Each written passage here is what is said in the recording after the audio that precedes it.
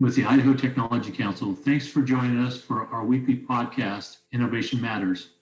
This week, we look at how local companies are working with education partners to grow computing literacy in Idaho.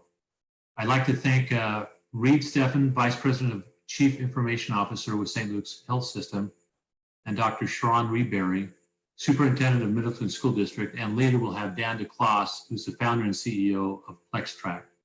Before we get that, I wanted to have a little quote today. It's as we have all of this situation going on with COVID-19, it's really those who take advantage of the pivots that are identified. And Vince Lombardi said, the joy is in creating, not maintaining. So this is a great opportunity for us to be able to understand where those opportunities and how to take advantage of them. Let's welcome Reid. Thanks for joining us today, Reid. Yeah, Jay, well, thanks. Good to be here. Well, Reid, this is always fun. You've had, it's interesting because I would imagine that St. Luke's system has been at the forefront of all of this with everything that's been taking place with COVID-19, what's happened up in the Wood River Valley where just it's been one of the hotbeds in the United States and the pressures it's put on your health system. Talk to us a little bit about probably first, what kind of the mission of St. Luke's, also the service area that St. Luke's has in Idaho, and how COVID-19 has been impacting St. Luke's. Yeah, certainly. So, St. Luke's was founded in 1902. We are a not-for-profit. We're Idaho's only community-based health system. We cover geographically Southwest Idaho. So if you think of from Twin Falls up to Riggins, down to the Boise Valley, and then a bit into Eastern Oregon over to Baker. We have 8 medical centers across our health system. We have Idaho's only children's hospital, over 220 clinics and centers in that geographic area.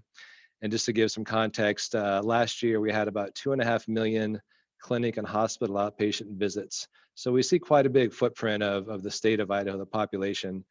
And we certainly have seen the impact of COVID. So if I just think about some of the impact that's had to our operations, we've had to, like other health systems, we've had to suspend temporarily all elective procedures. We've stood up testing tents in 4 locations. These are tents where community members can drive through to receive testing right from their car and try and maintain that social distancing that's so important. In the time we've had these testing sets set up, we've had over 7,000 tests that we've administered in our area to date. We've had to enact a no visitor policy in our hospitals, and that's been logistically very challenging because you think of just typical hospital treatment and family and loved ones are there. So we've had to come up with creative ways to still create those important family connections, albeit they can't be in person. We've had to stand up a hospital incident command structure to be able to coordinate logistically, getting prepared for the surge and making sure that we're coordinating across our state the activities that have to happen to ensure that we are caring for the communities where we serve the people of this great state. We've had to, like a lot of folks, even outside of healthcare, adapt and quickly ramp up a massive work from home population. Now, for a lot of our employees, work from home is not an option. So clinicians physically have to be here, but we have a large contingency of knowledge workers who have the ability and are now working from home, again, just to try and be good citizens with that social distancing. And then we've seen a really exponentially rapid growth in our telehealth services in the last 3 to 4 weeks in particular, which has been great. You talked about Wood River. That's an interesting area of our state. It, like per capita, has one of the highest infection rates, not just in our state, but even across the country. And I can't necessarily speak to, what the root cause of that was. There's a lot of subjecture and there's articles out there about that. But we had to temporarily suspend normal operations at the hospital for about a 2-week period, just because of the rapid community spread in that area. And so that was a challenge for us. Luckily, we have another great facility just a short ways down the road in Twin Falls where we're able to divert patients. But we've had to adapt and respond to this pandemic in a way that just would have been unthinkable just even a couple of months ago. So this this whole operation, this pivot point that you were talking about, Reid, how has it changed? Or what type of things have you been able to do? Or let me kind of bring this specifically into this whole, flattening the curve. Have Yeah. we reached the peak of that curve yet, or what's kind of all of the forecasts look like with that? Yeah, I would say that we're still actively in the middle of kind of our surge planning. There are a variety of models out there that you can look at that try and predict, when you're going to hit the peak and when the curve is going to start to go on that downward slope. I would say that there's no one that's satisfied that any one particular model really kind of has it dialed in. So it really is on an ongoing basis. We're assessing daily. We're still preparing for what that surge might look like in our state. It underscores one of the challenges in healthcare, and that is having access to good, reliable data that you can extrapolate and really ensure that you're making evidence-based decisions. So, for example, one of the models out there, one of the inherent flaws in it is it assumes that as you consider the spread of the disease, that any two people in the state of Idaho have the same degree of likelihood that they're going to cross paths. So it would say that I'm going to have as much likelihood of crossing paths with the governor or with the mayor of Coeur d'Alene as I do my wife, when we know that's just not reality. But that's just an example of how these models can be difficult to really base sound decisions on because it's just complex and we don't have access to that full kind of gamut of data that we need to really make good decisions. Well, that's going to be a tremendous opportunity to get. They always say that how good information is king on all this stuff, or the driver of all these things. So I would imagine that if this will be a good opportunity for us to be able to continue to look at the analytics that we're driving. I would imagine you're at the forefront of the analytics that goes into the St. Luke system. What do you think as you look at this telemedicine? This is kind of interesting to me because the federal government came in and said, right, that you could then turn around and they'll treat a visit that's really an office visit or a telemedicine visit the same. Is that correct? Yeah, it's fascinating because healthcare has been, I would say in the last couple of years in particular, very kind of focused on potential disruptors. And we were often looking at like new entrants in the market. So if you think of Haven, and this is that joint venture between Amazon, Berkshire Hathaway, and JP Morgan Chase. So we were looking at things like that and trying to assess how might this impact our operations.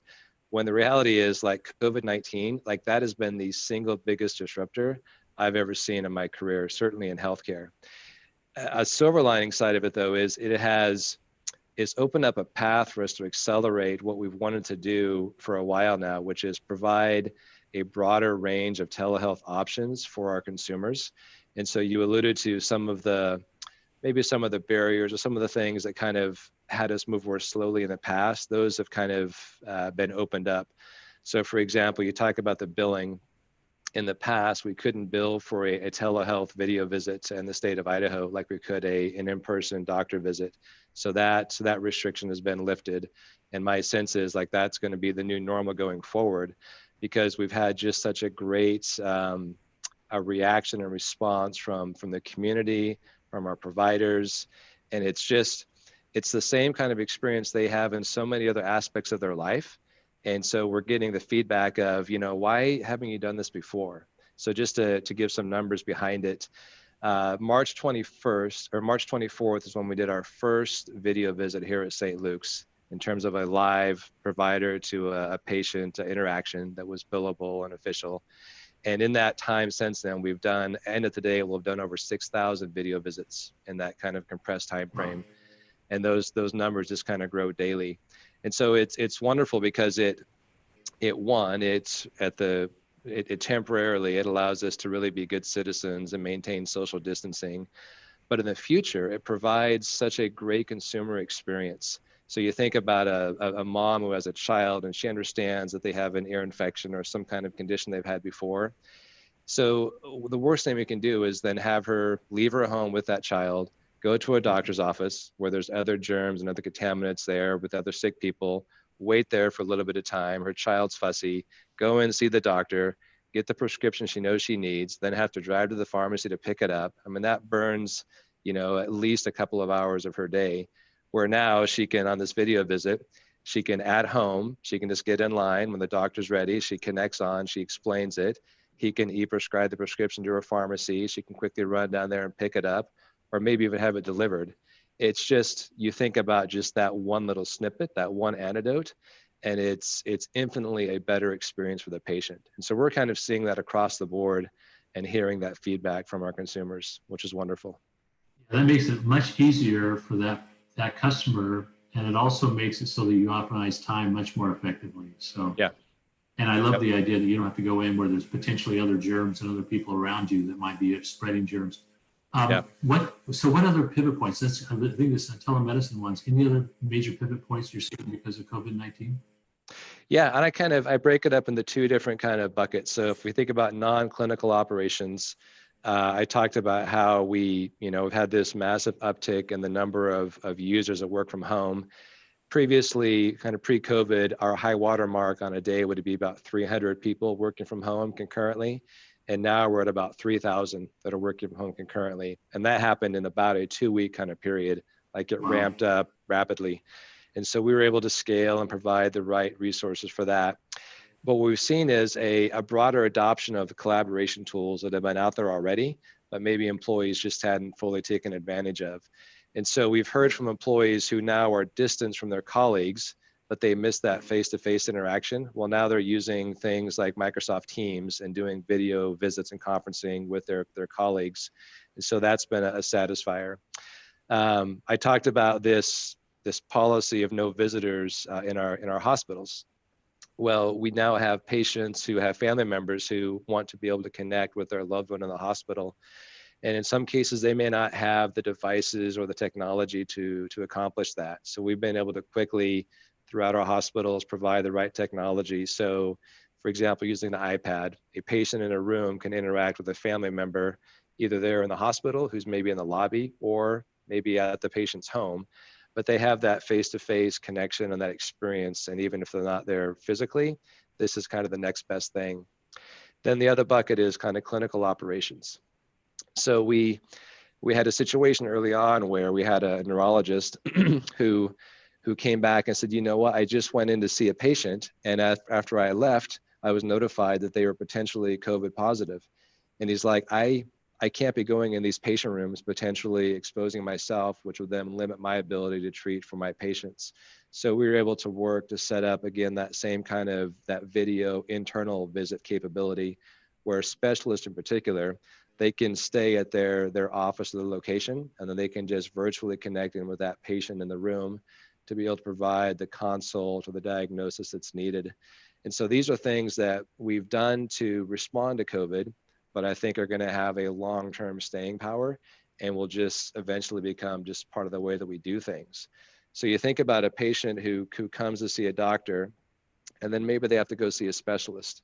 So pre-COVID, it was, okay, your visit's over, here's your referral. When you get home, call this office, and then maybe in a month they'll be able to see you.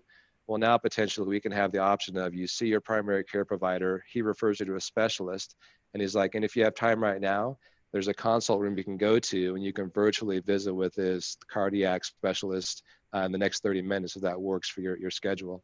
So again, it's just a much better, more efficient, much more time effective experience for everyone involved. All utilizing a better application of technology, or even more integrated. So I like that. Yeah. So what I wanted to talk to you, I'm going to probably see if we get you back on another time, because I'd love to talk to you a little bit more about how the pandemic reaches our community, and how St. Luke's, City of Boise, the county, everything marshals together with the state of Idaho to be able to address this, and how there are some very unifying teams that come together because to help keep us, the public, safe and meet some of the public health demands. So we'll put a pause on that one, but I'll love to have you next time. But let me go to the next one. Reid, the one thing I want to let everybody know, you are also on the executive committee with the Idaho Technology Council, and you and Sherawn Reberry, Dr. Sherawn Reberry, who is the superintendent of education for the Middleton School District, run this group called the Idaho Computing K through Career Team, with the primary objective to put computing um, literacy, specifically around the K through 12 area, but also as you go further in your life. But I wanted to talk to you about that and bring Sherawn in. But first, could you and Sherawn, could you talk to us about what the K through career team does and a little bit more about some of the initiatives around that? Yeah, Sherawn puts the super in superintendent. And so I've already spoke for a while, so I'm going to defer to her to kick it off, and then I'll chime in.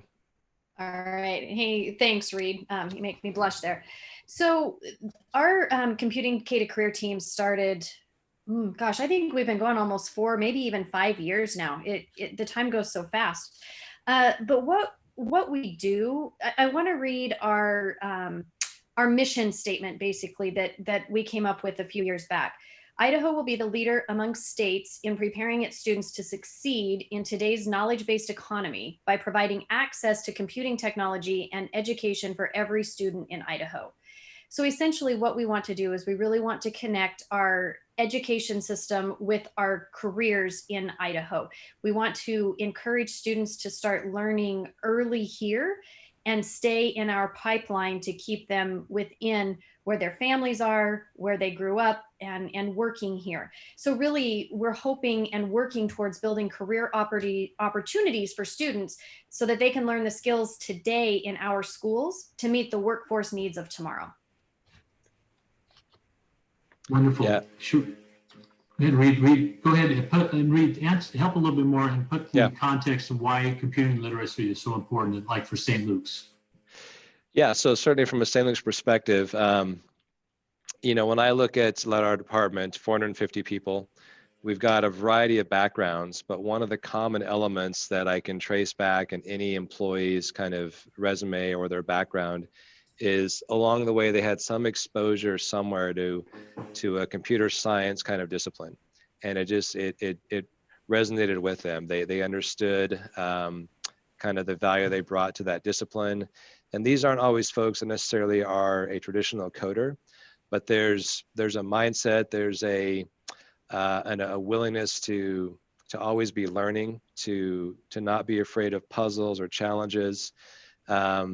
And so when I think about the team we have here at St. Luke's, and I think about watching my kids go through their K-12 kind of career, there's just this wonderful opportunity early on to introduce this idea of computer science to our students as not something that necessarily you have to have because you're going to go into that career.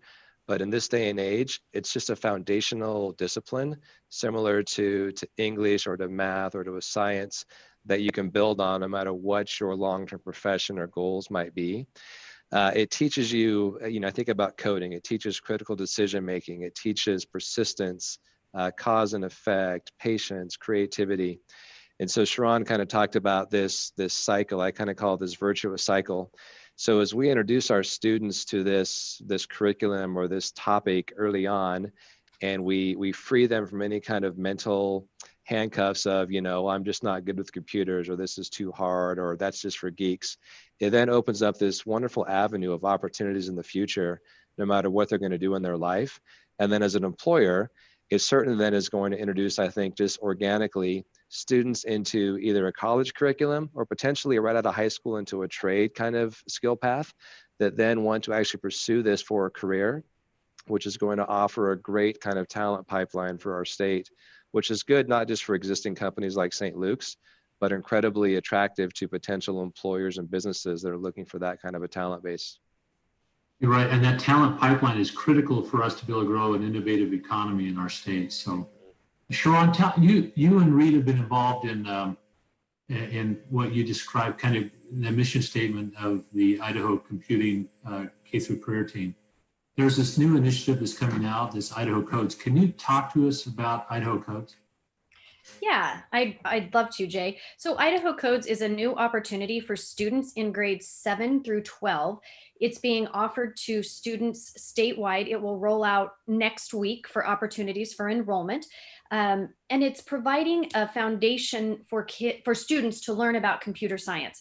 So it will help set that foundation and help grow that interest, just like Reid was talking about, in students, helping build their creativity, their comprehension, their understanding, and building that willingness to learn and providing them exposure so that we can continue keeping them engaged and providing them additional classes in computer science, hopefully again connecting to that career.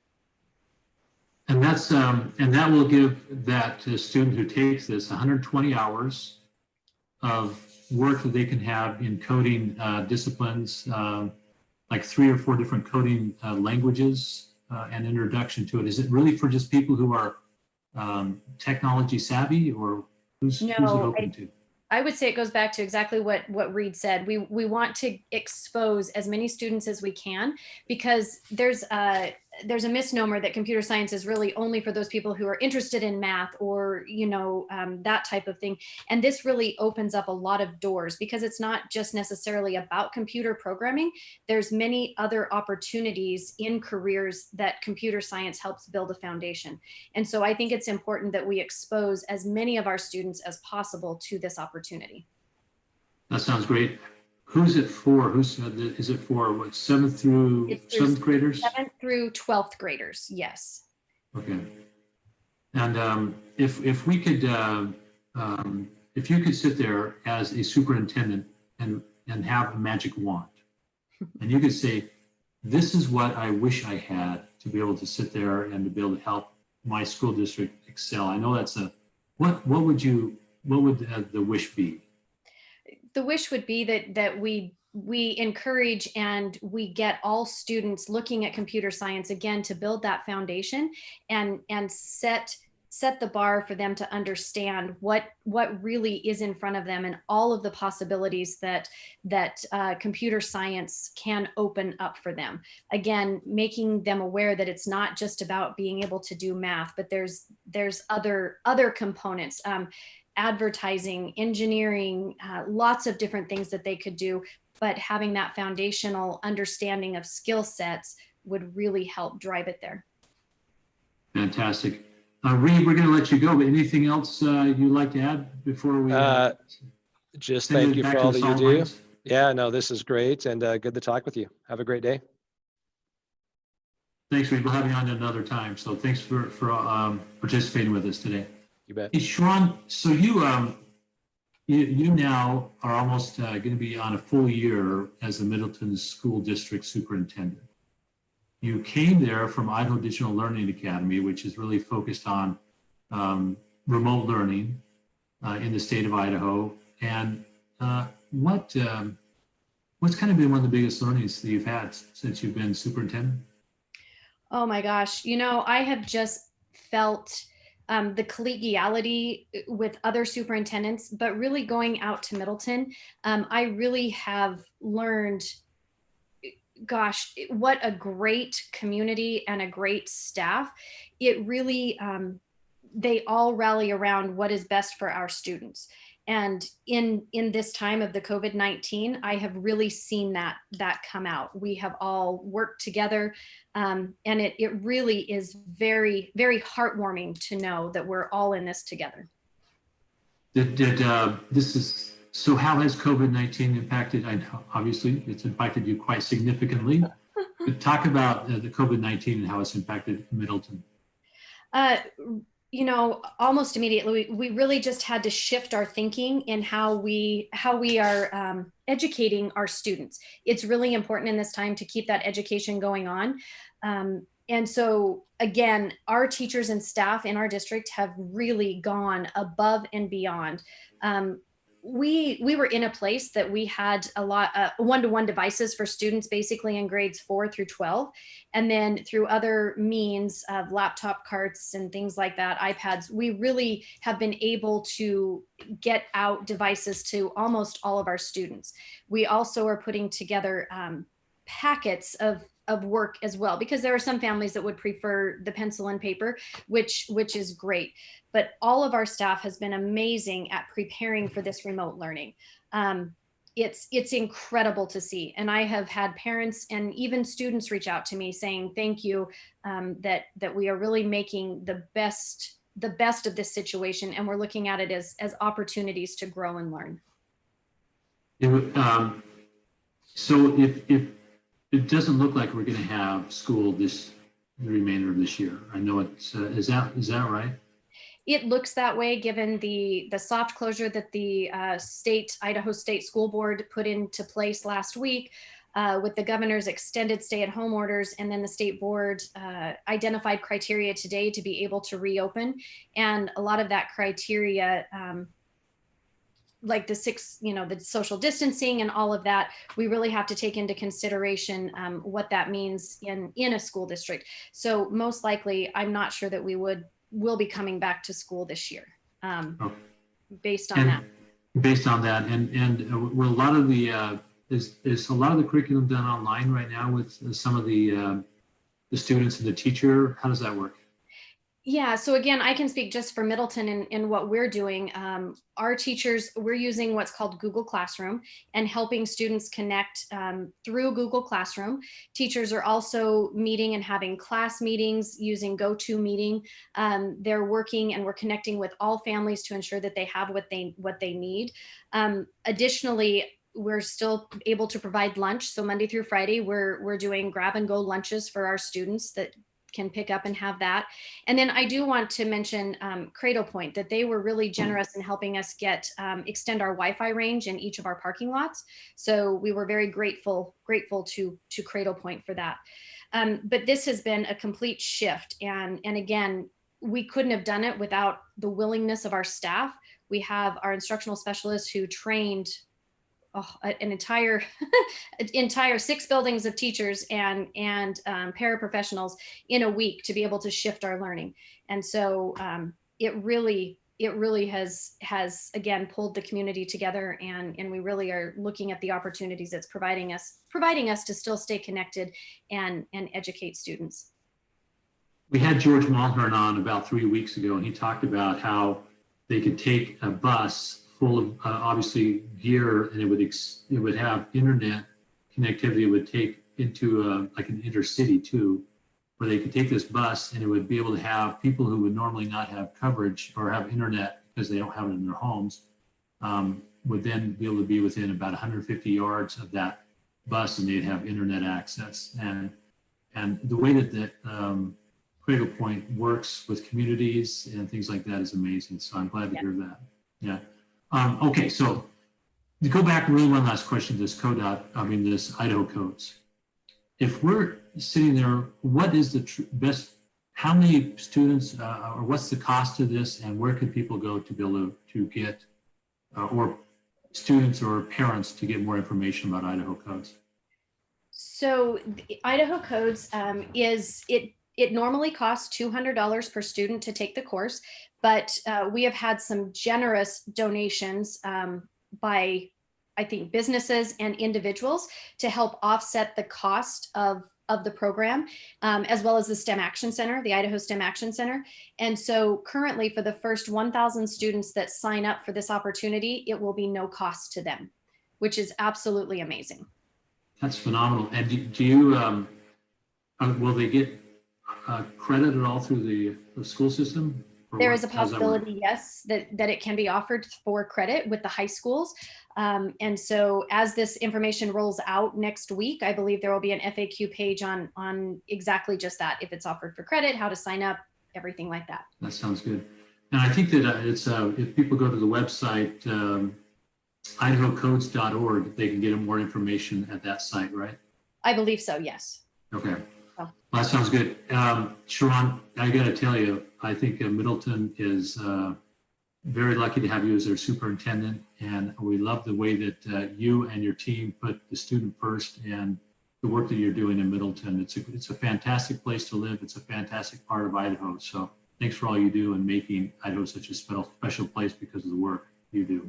Well, thank you, Jay, and we certainly appreciate all that the Idaho Technology Council does for the entire state. So thank you. All right. Thanks, Sherawn. Have a good rest of your day. I'd like to introduce Dan DeCloss. Dan is the founder of PlexTrac and the CEO. And PlexTrac is a early stage company that has done some amazing things within the cyberspace. And if you can imagine what's been going on because of COVID-19, Dan's probably been very busy. Dan, welcome. Hey, thanks, Jay. Thanks for having me. Tell us a little bit about PlexTrac and kind of why you started. What were your thoughts about starting PlexTrac? Why did you do it? Yeah, so PlexTrac, we're a cybersecurity platform that we really help facilitate collaboration within security teams, right? So whether those are internal security teams to an enterprise or a service provider that's providing security services to their customers. So we provide a collaboration platform that really aggregates data across different sources of vulnerabilities and risks. So as you all know, as you would know, that all companies are trying to identify all the risks from a cybersecurity perspective that they're exposed to, and those sources the sources of vulnerabilities can come from multiple places. And so we basically aggregate that data to be able to provide real-time analytics on here's your true risk posture when it comes to cybersecurity and the vulnerabilities that you're exposed to.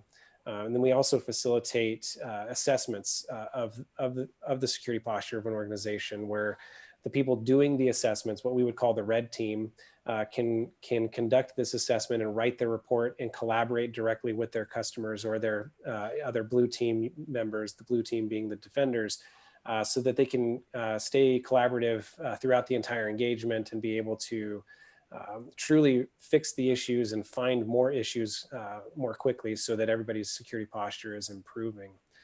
So that's kind of the gist of what we do from PlexTrac's perspective. I started PlexTrac because I lived all the problems and all the pain of what we're trying to solve. I was a red teamer, so I did a lot of penetration testing and security assessment related work. Hated writing the reports, which is like the end deliverable for an engagement. And those reports take a long time to generate. And at the end of the day, it's still like a static document that the person taking that and receiving that document has to do something with it. They're going to copy and paste that information somewhere else. So being able to provide a collaborative platform for the delivery of those results was the first goal. And then having been on the recipient side, so I've been a blue team, I've built out a security program. You want to be able to aggregate that data, that not just one source of data, but multiple sources, because you have all these different data points that you want to be able to collaborate and show your stakeholders where you need to invest from a cyber perspective, as well as how you're progressing in terms of securing your organization. So that's the second piece that PlexTrac really solves, is we're the glue between all of those data points.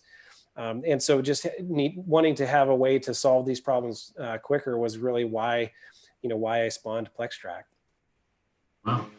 Dude, it's kind of fun because you were at Sensi, and I know you had a great career at Sensi, and people are very well respected in the industry and the business world. How, as you look at starting a company and spinning out, how difficult is it to be able to go from a corporate position where you had a great position to be able to take the risks associated with starting a new company? Yeah, and due to the nature of my career path, we're in the business of risk management. So you try to calculate it as best as you can when you're going to be quitting your day job, or at least you feel like you might be able to quit your day job. I started PlexTrac as a bootstrapped side hustle, right? And so that was kind of my way of mitigating the risk in terms of not jumping in full time without really having any market validation or a true product to really try and bring to the market.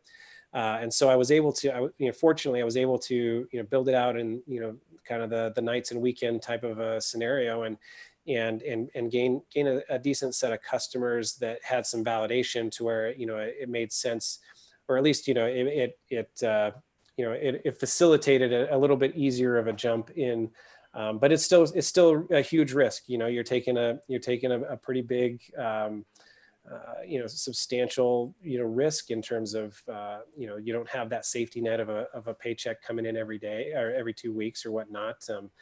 Fortunately for us, we've been able to continue to grow sales and, and then have a good partnership from an investment perspective with Stage.0.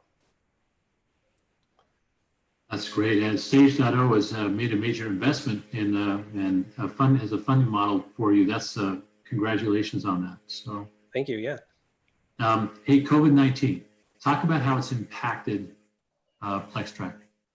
Sure. So, I mean, from just a startup and sales perspective, we're noticing, our customers are people that are on the front lines in the cyberspace, right? So whether they're conducting security assessments or trying to manage the security posture of their organization, anytime there's a global crisis or some kind of big news event in the world, you're going to see an uptick in cyber attacks and cyber criminals trying to take advantage of the news of the day. Through phishing campaigns or just increased, attacks, whether that's through digital distributed denial of service and things like that. So we're definitely seeing, the teams that we support, being hit harder. And so, I mean, fortunately, because everybody's going remote, PlexTrac really facilitates that collaboration across remote teams. That's the kind of the gear for it, or the design for it. So, some of our consulting firms that are customers of ours, they can't do their on-site physical assessments, right? And so they have to do remote assessments. So definitely seeing like just a shift in general from the workforce perspective.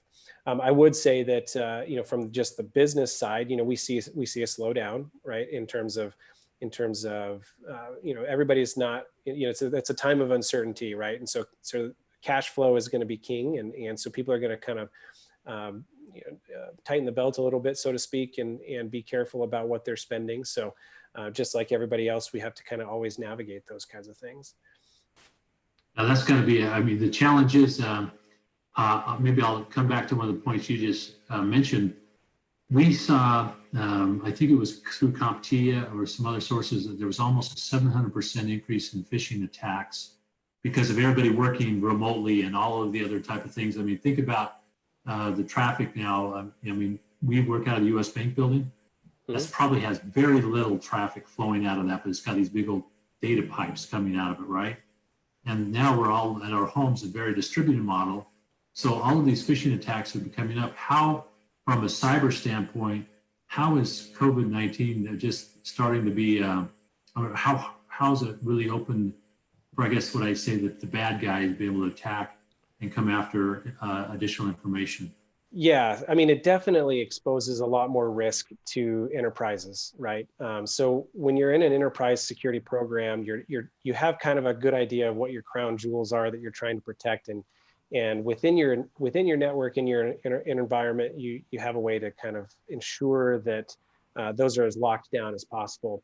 But the biggest risk to any organization are the end users. Those are the typical vectors into an organization from a breach perspective. And so when you think about, you have an exponential amount of more remote employees that are in their homes. They're on smart networks that are connected to smart devices.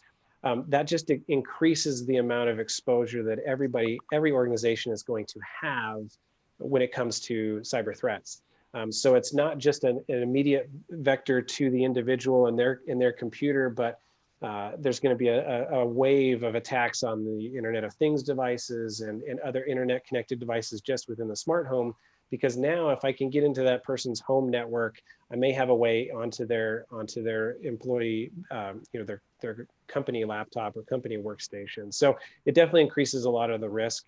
And that's why, it's good for organizations to have a good remote access policy and remote, ways to help secure those devices and the traffic that they're exiting their home networks on. Using VPNs and multi-factor authentication are always, really important things to keep in mind as companies go remote and are supporting a remote workforce. Yeah, I would imagine. We think that one of the biggest platforms that will continue to grow, obviously, the Internet of Things and mobility. Mm-hmm. And now you think about how people are going home, how Stephan just talked about how it's influenced St. Luke's on a remote basis now, and distributed models with respect to telemedicine and all of these type of things. So that's going to cause more people to need a PlexTrac, would be my guess. So Yeah, well, we hope so. I mean, definitely there's a lot more to keep track of, right? And so we consolidate all the risks that you need to be at the forefront of your minds, and being able to show that you're taking the steps necessary to protect against these things. And so we definitely, and helping those management teams for your customers, your management teams can really have that at their fingertips. Exactly. By the way, Dan, I'm hoping I'm not overstepping my bounds here, but I see that there's this really nice Nike PlexTrac hat. Oh yeah, absolutely. Yeah. I think that was very strategically put. I know that. Well done on that. On days that I don't shower, I wear one of the hats. That's good. I like that. So, Dan, anything else you'd like to share about PlexTrac, about COVID-19? Anything? Any advice you'd like to give anyone, or any closing thoughts? No, I think it's just important that to be careful online, and as you're working remotely, everybody's having to struggle through all of the challenges that we have. So I think I just encourage people to continue to focus on what kind of risks they might be exposing themselves to and their companies to, and then just continuing to stay positive and know that we're all in this together, and hoping that that we are flattening this curve and that we can get back to normal as soon as we possibly can. Thanks, Dan. I love the idea of staying positive and managing those risks and making sure you mitigate risks. So that's always great. So, yeah, Dan DeCloss, thank you so much. PlexTrac's continued success on your company, and we're a big fan. We're going to keep watching you for many years. So. Thanks, Jay, and thanks for all the work that you guys do at the ITC. We really enjoyed partnering with you guys. So thanks, Dan. Appreciate it. Yep. We hope you will join us next week. But also, before we do that, thanks so much to Dan DeCloss for being part of us, as well as Sherawn Reberry from the Middleton School District, and Reid Stephan. Next week, we have a great lineup. We're going to have Hadi Pertobi, the CEO of the education nonprofit Code.org. Hadi's been here several times and has been very influential on helping us grow our innovative economy here. And Dr. Mark Peters, from the director of the Idaho National Laboratory, will join us, and a member of our federal delegation. I also want to make sure I go back to Vince Lombardi's quote, "The joy is in creating, not maintaining." So as we sit there and look at COVID-19, let's continue to find ways that we can help support each other and make pivots to build help Idaho a more innovative place. This is Jay Larson with the Idaho Technology Council, keeping you connected with industry and government, because in Idaho, innovation matters. Thanks, and have a great day.